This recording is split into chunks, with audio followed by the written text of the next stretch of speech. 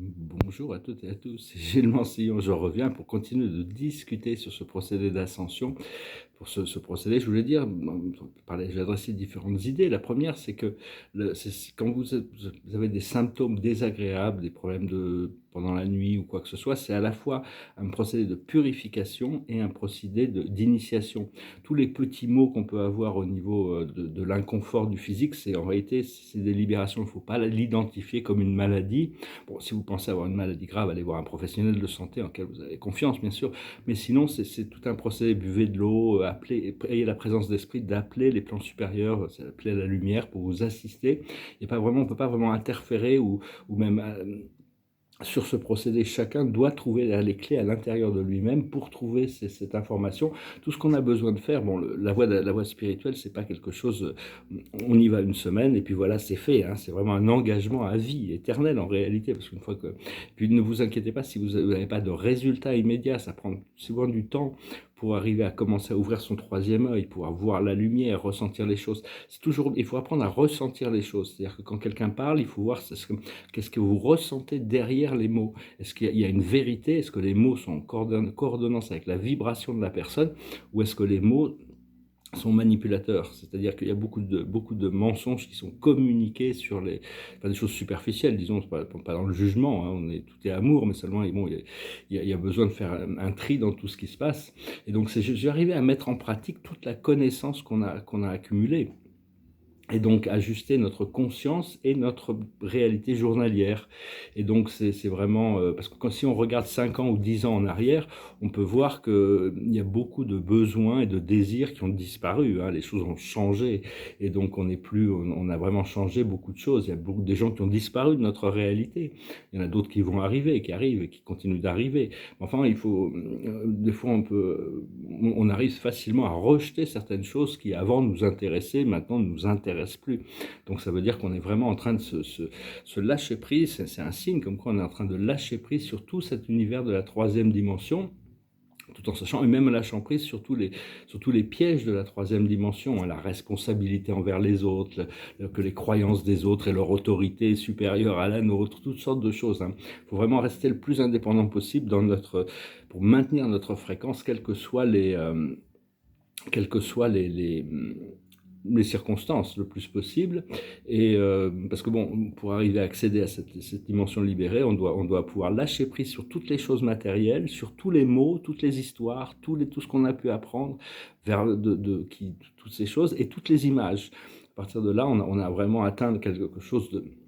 On a vraiment... et puis une autre chose pour savoir que vous êtes déjà dans la quatrième dimension ou supérieure, quatrième dimension, c'est-à-dire qu'il faut, si vous avez rencontré un maître ascensionné ou un être de lumière qui est venu avec qui vous avez communiqué, ça veut dire que vous avez déjà passé ce cap. Sinon, ça va arriver de toute manière, et petit à petit, on s'ouvre à une pléthore d'intelligence qui est toujours disponible, hein. C'est juste une question de conscience, de tourner vers parce que par le passé, il fallait vraiment être méritant pour pouvoir recevoir la présence, la communication avec le Christ, avec Marie, avec le Bouddha, avec Mahomet, avec les archanges, alors qu'actuellement, il suffit de penser à eux et pouf, ils sont là, hein. Donc il faut vraiment pas hésiter, pas douter des choses. Et je vais présenter un petit exercice aussi, c'est par rapport au sceau de Salomon. C'est une étoile à 6 branches. C'est un exercice ici, mais une fois qu'on aura fait notre ascension, ça va devenir une technologie qu'on peut utiliser. J'avais commenté que, bon, je veux dire, le 606, c'est le nombre officiel de la planète ici sur Terre, Urantia 606 de Satania. C'est pour ça que c'est un numéro important, mais le 6 représente ce sceau de Salomon, l'amour inconditionnel. C'est ce symbole, hein, le faire traverser tous nos chakras, pour vraiment aligner tous nos chakras avec ce symbole, et l'imaginer au-dessus de notre tête à 30 cm et en dessous de nos pieds à 30 cm. Imaginez une grande étoile de Salomon, ou une étoile de David, en dessous et en dessous. Et après, imaginez des branches de lumière qui viennent de toutes les pointes et de tous les angles intérieurs, qui relient celles d'au-dessus au-dessous. Après ça, vous imaginez, vous visualisez, vous appelez, vous commandez une couche de lumière bleue, une couche de lumière argentée, une couche de lumière blanche. Et ça isole l'aura de manière phénoménale. Donc c'est continuer à savoir que la liberté est toujours accessible sur l'accès vertical. Et donc, voilà, je veux aussi vous remercier. On a dépassé les 9500 abonnés ici. J'espère que bientôt ça va continuer à grandir. Je vous remercie de partager pour commencer à toujours. Bien que bon, il y a beaucoup de gens qui ne sont pas prêts à écouter ces messages sur l'unipolarité, sur l'arbre de la vie, la loi de l'un. Beaucoup de gens qui sont prisonniers qui sont encore attirés par les conflits, les oppositions, la dualité. Mais donc, de plus en plus de gens se réveillent. Donc, j'espère que cette chaîne va grandir pour pouvoir communiquer au plus grand nombre. Cela dit, ça va venir naturellement. Je vous remercie de commenter, de souscrire, si ce n'est pas déjà fait. Je vous remercie pour vos likes, je vous remercie pour vos donations, vos dons. Et si vous voulez une session privée, vous pouvez m'envoyer un email. Je voulais aussi dire, arrêtez de vous identifier comme des complotistes. Vous n'êtes pas des complotistes. On est on est anti-complotistes. Tous ceux qui dénoncent tous ces mensonges sont de ceux qui... Le complotisme, c'est tous les groupes sataniques qui essaient d'imposer une tyrannie dans le monde, à détruire le monde. C'est eux les complotistes, c'est pas nous. Donc ils ont renversé le truc. Donc ne vous identifiez pas comme ça. D'ailleurs, quand on voyage dans les plans astro, on peut voir que tous ces gens qui ont été satanisés, ils ont les yeux rouges, ils sont plus humains, quoi. Ils ont plus d'âme, ils sont perdus. Donc, bon, personnellement, je dois rester un petit peu présent pour savoir qui pourrait repasser du côté de la lumière, mais c'est pas forcément la mission de tout le monde. Parce que bon, il y a vraiment des derniers avertissements. Après ça, ils vont devoir subir les conséquences. Ils vont devoir subir les conséquences de leurs actions. Et donc, je vais parler de cette unipolarité. L'unipolarité, il n'y a qu'une seule vie, c'est vous la vie. Tout est une extension de la source. Et donc, c'est vraiment l'harmonisation du positif et du négatif, de l'ignorance et de la lucidité, du yin et du yang. Mais bon, on continue à avoir le meilleur espoir pour tous ceux qui sont encore dans la troisième et la quatrième dimension. Parce que même dans la troisième et quatrième dimension, il y a ceux qui sont polarisés positivement et négativement. Mais il y aura toujours des êtres dans l'univers cosmique, il y aura toujours une forme ou une autre d'être polarisés négativement pour l'expansion de l'univers. Sinon, ça n'aura aucun intérêt pour pouvoir se positionner, pouvoir grandir, évoluer.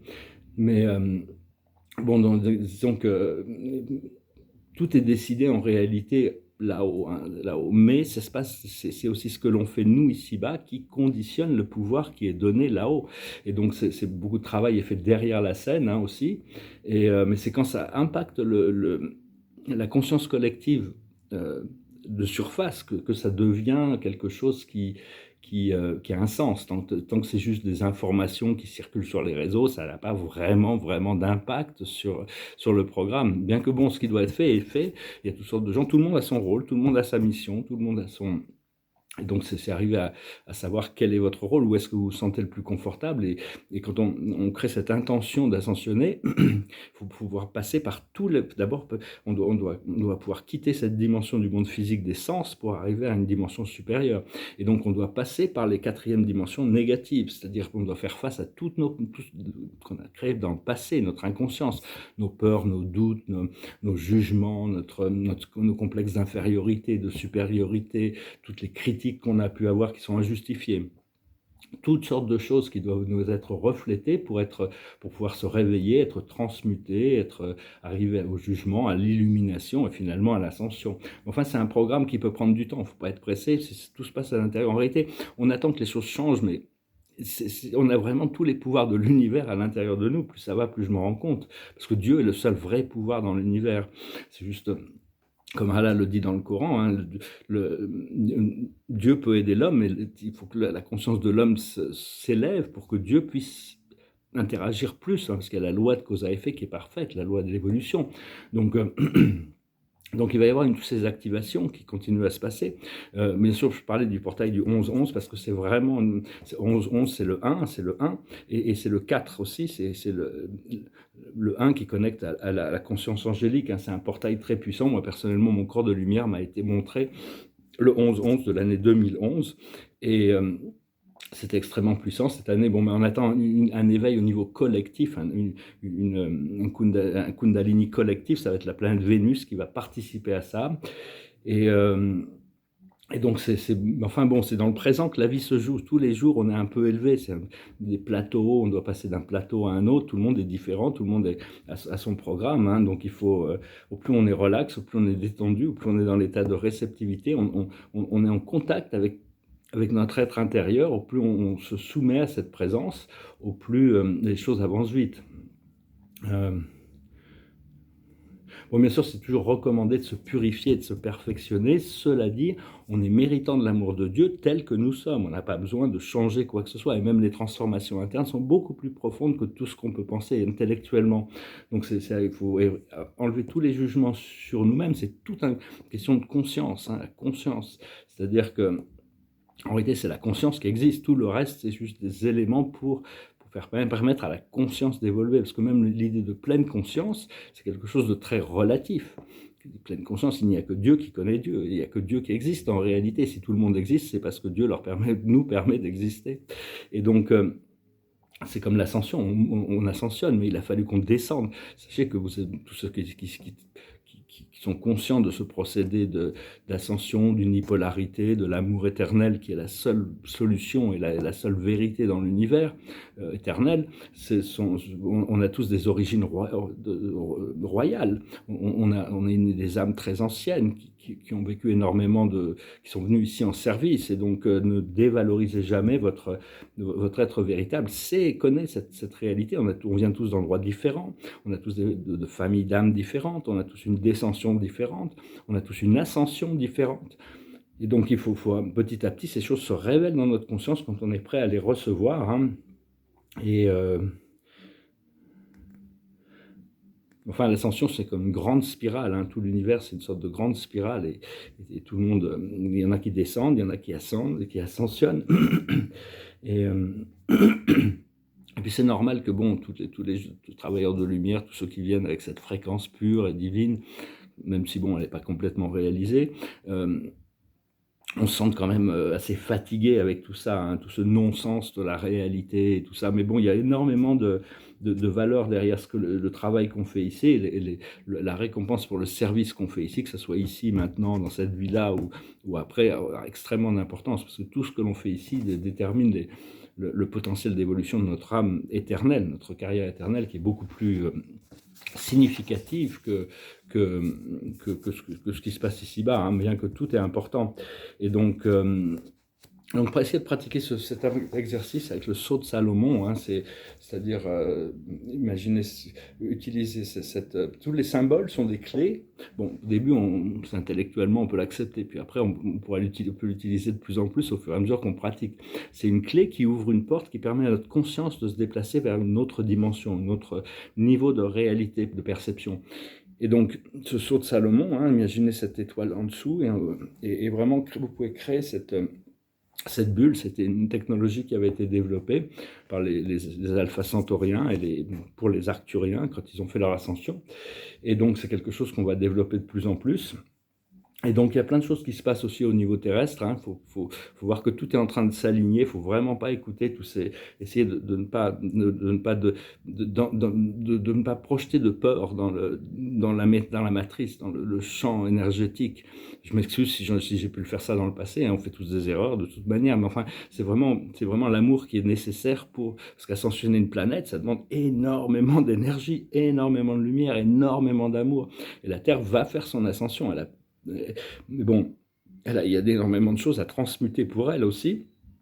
Et il y a aussi, je veux parler d'une chose très, très basique, très matérielle. C'est par exemple, il y a toute une transformation qui se passe au niveau du monde des crypto-monnaies. Parce que